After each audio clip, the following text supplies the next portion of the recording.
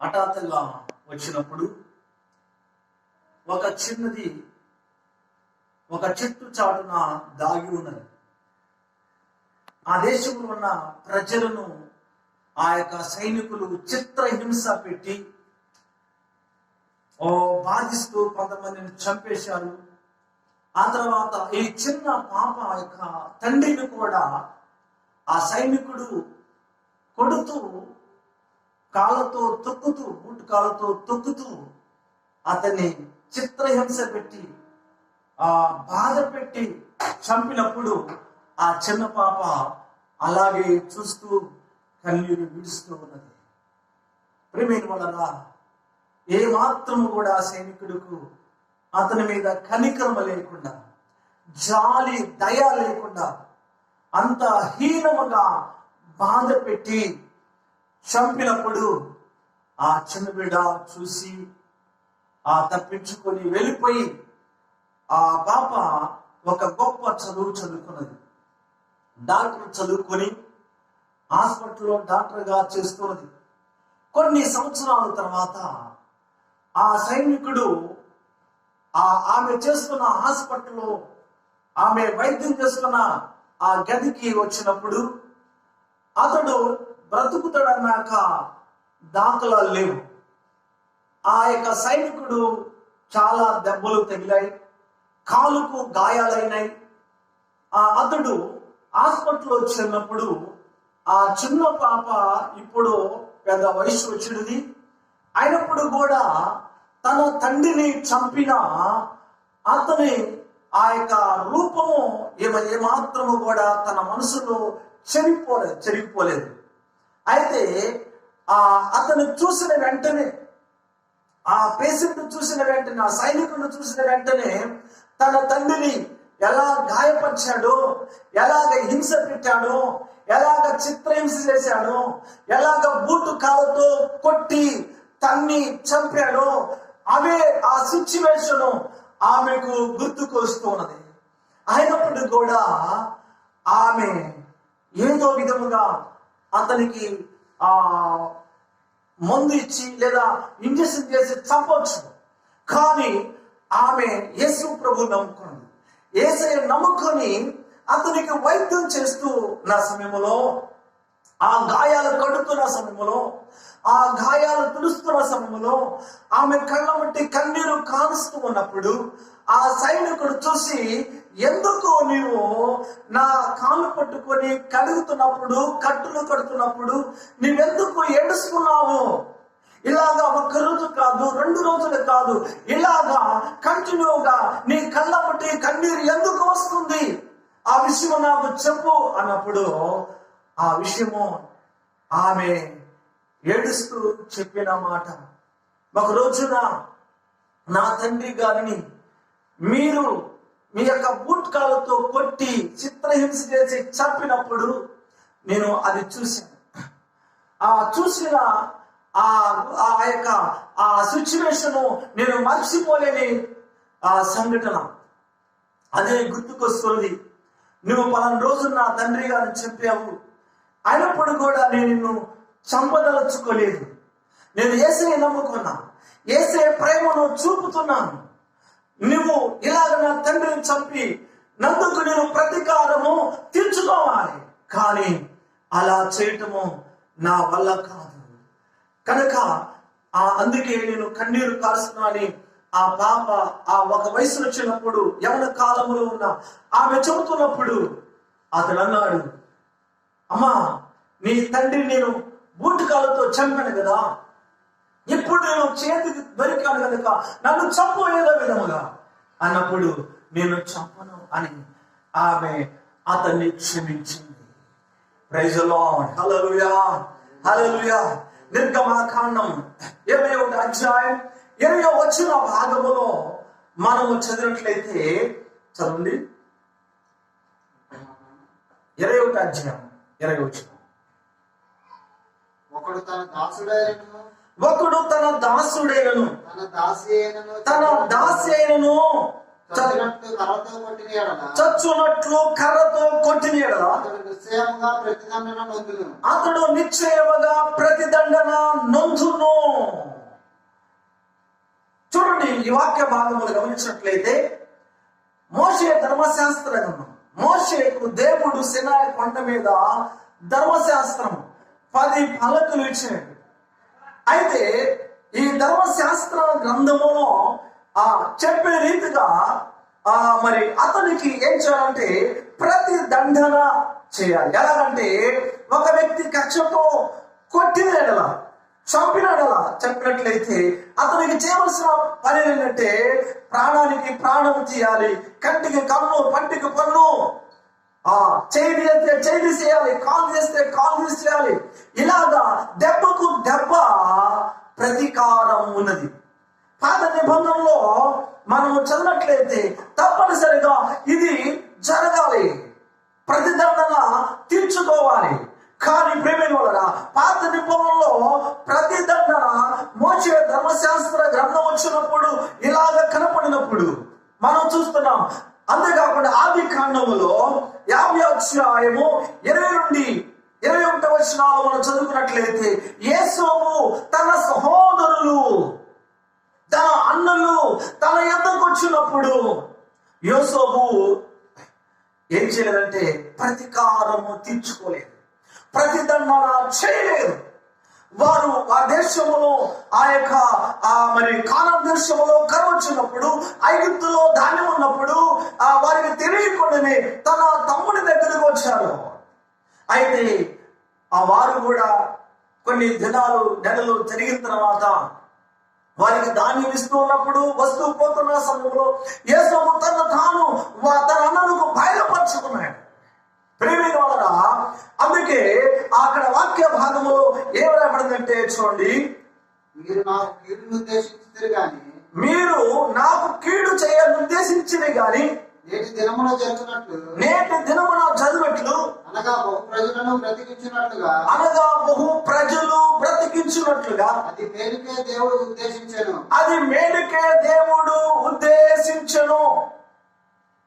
చూడండి, వారు తన అన్నలు సహోదరులు యేసోపును కీడు కలిగించాలని, చంపాలని గోతులో పడేసినారు. అంతేకాకుండా చంపాలనుకున్నారు.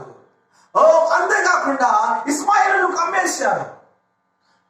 యేసోపు అన్నలు ఇలా చేసినందుకు యేసోపు మనసులో పెట్టుకొని యేసోపు ఎప్పుడు దొరుకుతారా, ఎప్పుడు నా దగ్గరికి వస్తారా, ఎప్పుడు వారి విషయంలో ప్రతీకారం తీర్చుకోవాలని తన మనసులో పెట్టుకోలేదు. తన బాధలన్నీ మర్చిపోయాడు. వారి మీద ప్రేమ చూపిస్తున్నాడు, ఆదరణ కురిపిస్తున్నాడు.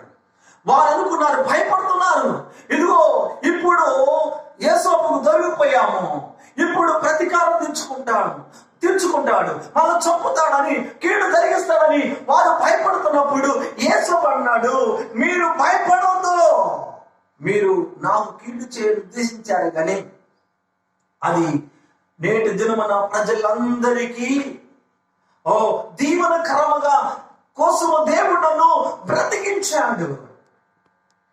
కానీ మీరు ఇలా చేశారని, నేను మళ్ళా మీకు కీడు కలిగిస్తానని మీరు అలా అనుకోవద్దు. మీ మనసులో అది తీసివేసుకోండి.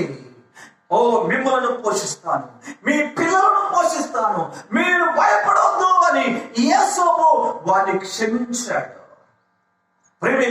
ధర్మశాస్త్రము రాకముందు యేసోపు ఏసాడంటే తన అన్నలు క్షమించి వదిలిపెట్టాడు. పగ తీర్చుకోలేదు, దెబ్బకు దెబ్బ అనుకోలేదు. ప్రేమికులారా, చూడండి, దేవుడు యేసోపుకు దేవుడు తోడుగా ఉన్నాడు గనక యేసోపు ఏది చేసినా అది దేవుడు ఆస్వాదిస్తున్నాడు. ఎక్కడ అడుగు పెట్టినా అక్కడ దేవుడి యొక్క సన్నిధి అతను తోడుగా ఉన్నది. ప్రేమికులారా, మనకెంతో మంది పద్ధతులు ఉంటారు. అన్నలు కావచ్చు, లేదా తమ్ముళ్ళు కావచ్చు, లేకపోతే ఇంట్లో వాళ్ళు కావచ్చు, బయట వాళ్ళు కావచ్చు. అయినప్పటికీ పగ తీర్చుకోవాలని సంవత్సరాలు తరబడ మనసులో పెట్టుకొని అలాగా ఉండకూడదు. పాత నిబంధనలు దెబ్బకు దెబ్బ, కంటి కన్ను, పంటికి పన్ను అలాగా తీసేయాలి, నరికేయాలి అనుకోవచ్చు. కానీ క్రొత్త నిబంధన వచ్చినప్పుడు అలా చేయటం సాధ్యపడదు. ఒకవేళ నీ పగస్తులు కుట్ర చేసి ఉండొచ్చు, లేకపోతే నిన్ను ఏదో హాని కలిగించవచ్చు, కుటుంబంలో హాని కలిగించవచ్చు, నష్టం కలిగించవచ్చు. కానీ దేవుడు అంటాడు, ప్రతీకారము తీర్చుకునేది నేను కానీ మీరు కాదు. శత్రువుకు ప్రతీకారం తీర్చుకోవడం బైబిల్ గ్రంథంలో గమనించినట్లయితే షిమి దావీదును శపించినందుకు దావీదు ఏం చేయాలి? అతడు దావీదు నా ప్రియుని వల్ల శరీర కుమారునికి ఆజ్ఞాపించి అతని శరీరంపై అతన్ని చంపేయి అనాలి. కానీ షిమిను ఏం చేయాలంటే నేను నిన్ను చంపను అని ప్రాణముతో అతను వదిలిపెట్టేశాడు. షిమిను క్షమించేశాడు, లేకపోతే అక్కడే అతని చంపేసేవాడు. ప్రేమిన వలన చూడండి, షిమిను దావీదు వేసాడంటే క్షమించినట్టుగా ప్రతీకారము తీర్చుకోవాలని అప్పుడు ఆలోచన చేయలేదు. తన చేతులతో అతను చంపలేదు, అతను వదిలిపెట్టేశాడు. యోవాబు అబ్షాలోమును కొట్టి చెప్పినందుకు దావీదు వెంటనే అతని మీద ప్రతిదండన చేయలేదు, ప్రతీకారము తీర్చుకోలేదు. ప్రేమిళ్ళరా చూడండి, కొత్త నిబంధనలోకి వచ్చినప్పుడు మనకు కనపడుతుంది. మత్తయి సువార్త 5వ అధ్యాయం 38 నుండి 39 వచనాలను చూడట్లయితే, దుష్టుని ఎదిరింపగా నిన్ను కుడి చెంప మీద కొడితే ఎడమ చెంపను త్రిప్పము. ప్రేమినుడరా, ఈ మాట మహాత్మా గాంధీ కూడా తీసుకున్నాడు. బైబిల్ గ్రంథములో చదివాడు కనుక ఒక చెంప మీద కొడితే మరొక చెంప చూపించాడు. ఈ సిద్ధాంతము బైబిల్ సిద్ధాంతాన్ని పాటించాడు కనుక అతడు ప్రపంచమంతా కూడా అతని గుర్తించినట్టుగా దేవుడు చేశాడు. దుష్టుని ఎదిరింపక, దుష్టుడు ఎప్పుడు కూడా పోరాడుతూ ఉంటాడు, దెబ్బలాటకు వస్తూ ఉంటాడు.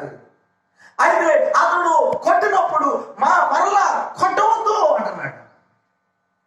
అంతేకాకుండా ఒక వ్యక్తి నిన్ను 1 మైలుకు దూరం రమ్మన్నప్పుడు నీవు అతడితో కూడా 2 మైళ్ళు వెళ్ళమంటున్నాడు. ఇలాంటి మరి ఈ విధమైనగా వాక్యము చెప్పినప్పుడు మనము చేయగలుగుతున్నాం. నన్ను కొట్టాడు కనుక నేను తప్పనిసరిగా కొట్టాలి. ఎప్పుడైనా సరే దొరికిపోతాడు, ఎప్పుడైనా సరే ఇలాగ మనసులో పగ పెట్టుకున్నప్పుడు, కోపం అలా ఉంచుకున్నప్పుడు సాతాను ఆ వ్యక్తులు పనిచేయడానికి అవకాశం. అందుకే బైబిల్ చదువుతుంది, నీ కోపము సూర్యుడు అస్తమించేంత వరకు నిలవనీయుతాడు. కోపం మానము, ఆగ్రహము విడిచిపెట్టు అంటున్నాడు. అది కీడుకే దారి తీస్తుంది అన్నాడు. కోపము చాలా భయంకరమైనది. బైబిల్ గ్రంథంలో మనం ఇంకా వెనక్కి వెళ్ళట్లయితే ప్రేమినుడా, కయ్యోను తన తమ్ముడి మీద కోపగించినప్పుడు ఆ కోపం అలాగే ఉంచుకున్నాడు, తన తమ్ముడిని చంపేశాడు. కోపం వచ్చినప్పుడు తమ్ముడే కావచ్చు, కొడుకే కావచ్చు, కూతురే కావచ్చు, భార్య కావచ్చు, తల్లే కావచ్చు, ఎవరైనా సరే కోపం ముందు ప్రేమినుడా ఆ వ్యక్తి నిలవలేడు. మానవుని కోపము దేవుని యొక్క నీతి నెరవేర్చదు అంటున్నాడు. ప్రతి మనిషి కోపం వస్తుంది, కానీ అన్నిటికీ కోపడకూడదు. అది ఒక వ్యసనముగా మారుతుంది అంటున్నాడు. వ్యసనముగా ఉండటానికి వీలేదు. ఒక తప్పు చేస్తున్నప్పుడు, ఒక చెడు జరిగించినప్పుడు కోపడటం మంచిదే, కానీ కోపపరుడు కానీ పాపము చేయకుడి అంటున్నాడు. ప్రేమినుడా, మత్తయి సువార్త 18వ అధ్యాయం 21 నుండి 22 వచనాలు మనం చదివినట్లయితే పేతురు యేసు ప్రభు దగ్గర అంటున్నాడు, నా సహోదరుడా, నా ఎడల తప్పిదము చేసిన ఎడల నేను ఎన్ని మార్లు అతని క్షమింపవలను? 7 మార్లు అటుగా అని అడిగిను. అందుకు యేసు అతనితో ఇట్లనెను, 7 మార్లు మటుకే కాదు, 77 మార్లు మటుకని నీతో చెప్పుచున్నాను. చూడండి, యేసు ప్రభు చెప్పిన మాట 7 మార్లు మట్టుగా కాదు, 77 మార్లు మట్టుకు క్షమించాలి. అంటే ప్రతిసారి తప్పు చేసినప్పుడు నువ్వేం చేయాలి? క్షమించాలి, క్షమించాలి, క్షమించాలి. 1 సారి, 2 సార్లు, 3 సార్లు అనేది కాదు. యేసు ప్రభు ఆయన చెప్పిన బోధలో గమనించినట్లయితే మరి ఆయన క్షమించుడి అంటున్నాడు, క్షమించమంటున్నాడు, నీ శత్రువును ప్రేమించమంటున్నాడు. బైబిల్ గ్రంథములు గమనించట్లే అపోస్తలుల కార్యం 7వ అధ్యాయం 60వ భాగములో గమనించినట్లయితే స్టెఫెను రాళ్లతో కొట్టబడుతున్నప్పుడు ఈ పాపము వారి మీద మోపవద్దు అని గొప్ప శబ్దముతో చెప్పి నిద్రించెను. అంటే స్టెఫెను ఉన్నట్టుగా బోధించినప్పుడు అక్కడ చూస్తున్న ప్రధాన యాజకులు, అక్కడ వారందరూ చూస్తూ స్టెఫెను ముఖము ప్రకాశమానముగా ఉంది. దేవదూతల వలె అతని ముఖము కనబడిగా చూశారు. స్టెఫెను ఆకాశము తెరబడింది, దేవుడు కుడి పార్శ్వమందు యేసు ప్రభు ఆయన నిలబడి ఉంటా చూసి ఉన్నానని చెబుతున్నాడు. ఇలాగా చెప్పిన మాట వాస్తవము. అయితే వాళ్ళు పెద్ద కేకలు వేసి స్టెఫెను రాళ్లతో కొట్టి చంపేశారు. ఆ టైంలో స్టెఫెను అంటాడు, అయ్యా ఈ పాపం వారి మీద మోపొద్దు. అంటే స్టెఫెను వారిని క్షమించాడు. అయ్యా వీరు రాళ్ళతో కొట్టబోతున్నారు, కొడుతున్నారు కనుక వీరిని వదిలిపెట్టదు, వీరిని శిక్షించు, ప్రతీకారం తీర్చుకొని స్టెఫెను అక్కడ ప్రార్థన చేయలేదు. కొంతమంది ప్రార్థన చేస్తారు, అందుకే ప్రార్థనకు జవాబు రాట్లా. ఫలానా వ్యక్తి నాకు శత్రువయ్యా, ఫలానా వ్యక్తి అంటే నాకు ఇష్టం లేదయ్యా, వాళ్ళని సహించవద్దు, వారిని క్షమించవద్దు. ఇలాంటి ప్రార్థన దేవుడు ఎలా ఆలకిస్తాడు?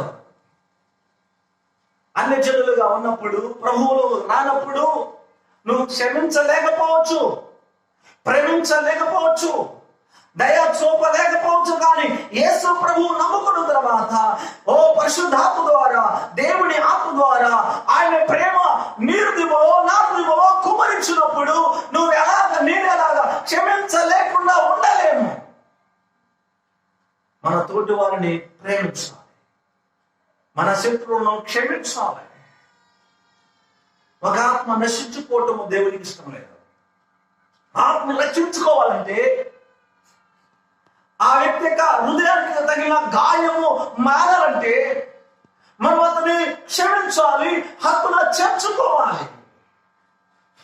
నా జీవిత కాలం నేను మాట్లాడను, నా బ్రతుకు దినాలన్నిటి కూడా అతనంటే నాకు ఇష్టం లేదు అని కూర్చుంటే, మొండికేసి కూర్చుంటే దేవుడు నిన్ను ఎలా క్షమిస్తాడు?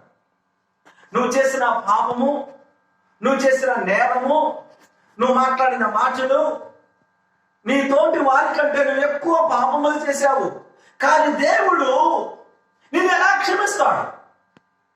నువ్వే క్షమించలేకపోతే, నువ్వే ప్రేమించలేకపోతే, కనపడతావు నీ సహోదరుని నువ్వు ప్రేమించకపోతే, కనపడని దేవుడు నువ్వు ఆయన ప్రేమించగలుగుతున్నావు? ప్రేమికులారా, నీ సహోదరులను నువ్వు ప్రేమించమని యేసు ప్రభు చెప్పాడు. ప్రేమ చూపిస్తున్నామా? కోపాన్ని చూపిస్తున్నామా? కనుక మనము ప్రేమించాలి, క్షమించాలి, వారి కొరకు మనం ప్రార్థించాలి. యేసు ప్రభు కల్వరి శిలువలో ఆయన ఆ ఇద్దరు దొంగల మధ్యలో యేసు ప్రభు చెప్పిన వాడంటే, తండ్రి వీరు ఏమి చేస్తున్నారో వీరు ఎరగనక వీరిని క్షమించు అని చెప్పాడు. 7 మాటల్లో ఒక మాట, తండ్రి వీరిని క్షమించు అన్నాడు. తండ్రి నువ్వు చంపుతున్న వీళ్ళు, మేకులతో కొడుతున్న వీళ్ళు, కనికరం లేకుండా, దయ లేకుండా చిత్రహింస పెడుతున్న వీళ్ళను నువ్వు ఏమాత్రం కూడా వదిలిపెట్టదు. అని యేసు ప్రభు ప్రతి కారణము తీర్చుకోవాలని యేసయ్య పలకలేదు. ఆయన శిలువ మీద క్షమించాడు. వీరేమి చేయుచున్నారు, వీరు ఎరగరు గనక వీరిని క్షమించు. ఒకవేళ యేసు ప్రభు మనతోకి వచ్చాడని వాళ్ళకి వెలిగింపున్నట్లయితే, వాళ్ళకు తెలిసి ఉంటే వారు శిక్ష విధించరు, సిలువ వేయరు. సాతాను వాళ్ళ నేత్రాలు మూసేశాడు కనుక, వాళ్ళ హృదయాలు మూసేశాడు కనుక, యేసయ్యకు చోటు లేదు వాళ్ళకు కనుక సాతాను వాళ్ళ మీద ఫుల్లుగా ఉండిపోయాడు. యేసు ప్రభు మీద కనికరం లేకుండా, జాలి లేకుండా యేసు ప్రభును సిలువేసి చంపారు. కానీ యేసు ప్రభు సిలువ మీద ఉండి కూడా ఆయన క్షమించాడు. ఆయన చనిపోతున్న సమయంలో కూడా క్షమించాడు.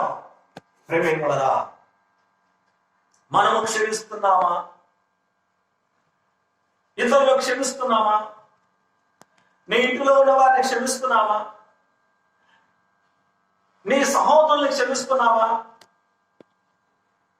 ప్రేమికులారా, దెబ్బకు దెబ్బ తీర్చుకోవాలి, పగ తీర్చుకోవాలి. వాడు బ్రతకకూడదు అని నీవు కక్ష సాధింపుల కొరకు నువ్వు ప్రయత్నిస్తున్నావా? ప్రేమికులారా, నువ్వు తీర్పు తీస్తే తీర్పు తీర్చబడదు. తీర్పు తీర్చేది దేవుడు, నీవు కాదు, నేను కాదు. నీ సహోదరునికి, నీ సహోదరికి తీర్పు తెచ్చేది మనము కాదు. ప్రతీకారము తెచ్చేది మనము కాదు. మనకు ఒక న్యాయాధిపతి ఉన్నాడు.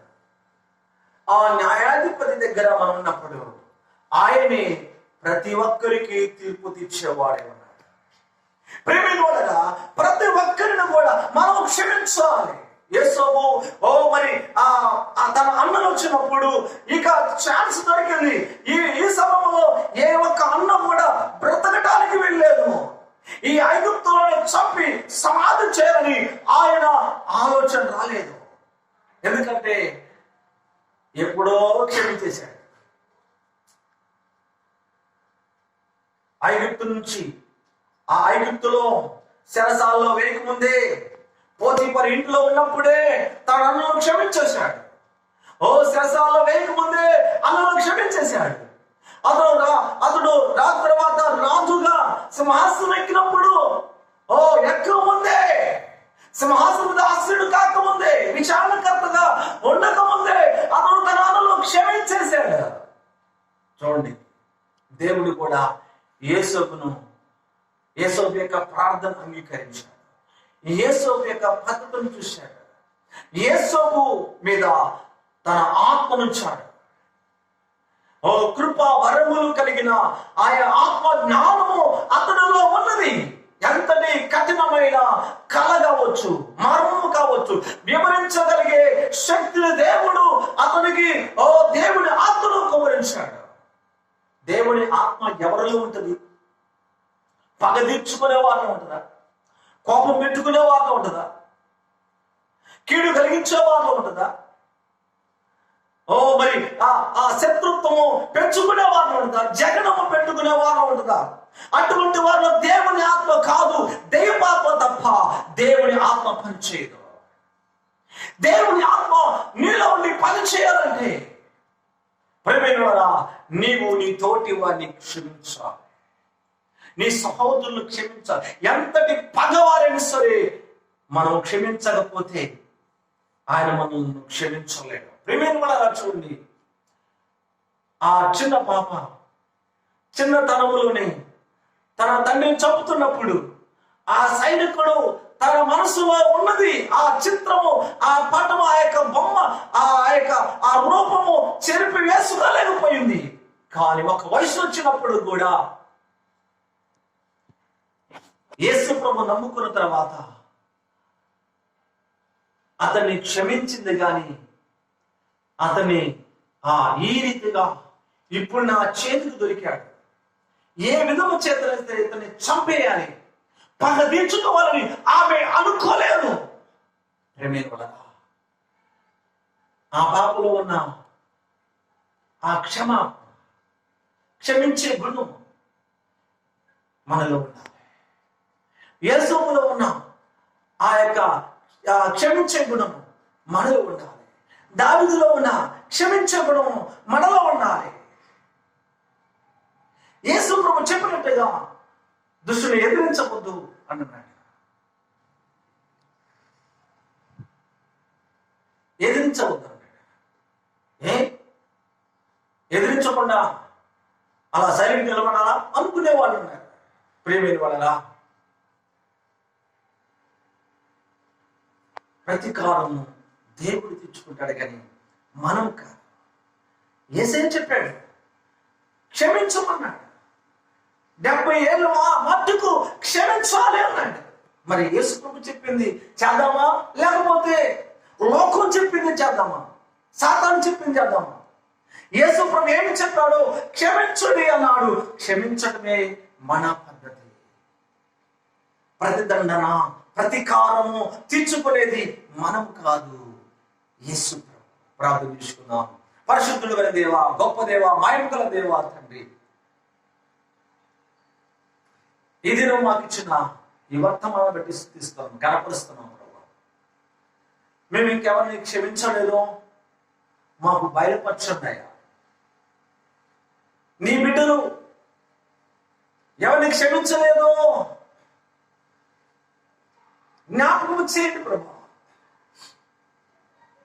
ఎన్నో నెలలు సంవత్సరాల తరబడ మనసులో పగ పెట్టుకున్న వారు ఉన్నారయ్యా. నేను చచ్చినా క్షమించను, చచ్చినా మాట్లాడను అని ప్రమాణం చేసిన వారు కూడా ఉన్నారు ప్రభు. అట్టి ప్రమాణంలోంచి బయటికి తీసుకురా ప్రభు. యేసయ్య నామములో, యేసయ్య నామములో ప్రతీకారము తీర్చుకోవాలి అనుకుంటున్న వారు, పగ తీర్చుకోవాలి అనుకుంటున్న వారిలో నుండి ఆ యొక్క చీకటి ఆత్మ నుండి విడుదల ప్రకటిస్తున్నాను. క్షమించే గుణము వారికి అనుగ్రహించబడును గాక. కరుణ గల ఆత్మ వారి మీద కుమ్మరించబడును గాక. సెపేనుపై ఉన్న ఆత్మ వారి మీద వచ్చును గాక. యేసుపై ఉన్న ఆత్మ వారి మీదకి వచ్చును గాక. యేసు నన్ను క్షమించాడు, నేను ఇతరులను క్షమించాలని ఆ మనసు వారికి వచ్చును గాక.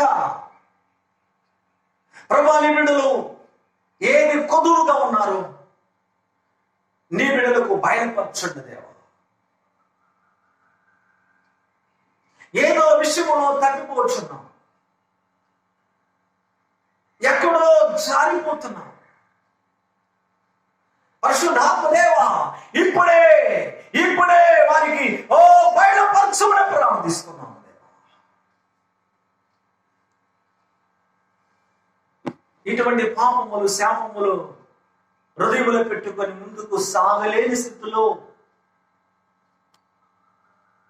ఆత్మీయంగా ఎదగలేని స్థితిలో ఉన్న బిడ్డల కొరకు ప్రార్థిస్తున్నాను దేవా. ఇప్పుడే నా తోటి వారిని, నా సహోదరులను క్షమిస్తున్నాను. ప్రేమల సహోదరి సహోదరుడా, నాతో కలిసి ప్రార్థన చేయి. ప్రభువా, నా సహోదరిని క్షమిస్తున్నాను ప్రభువా, నా సహోదరిని క్షమిస్తున్నాను ప్రభువా, నా తోటి వారిని క్షమిస్తున్నాను ప్రభువా. నా మనసులో ఉన్న పగను ఇప్పుడే ఇప్పుడే తీసివేస్తున్నాను ప్రభువా. కఠినమైన నా హృదయమును కరిగించినందుకు, నాతో మాట్లాడినందుకు నేను స్తుతిస్తాను ప్రభువా.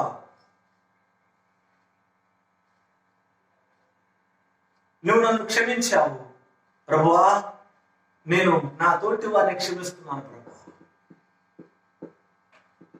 ప్రతి ఒక్కరిని క్షమిస్తున్నాను ప్రభువా. మమ్మల్ని దీవించు ప్రభువా. యేసయ్య నామములో ప్రార్థించి స్తుతించి వేడుకను మా ప్రభు తండ్రి. ఆమేన్, ఆమేన్.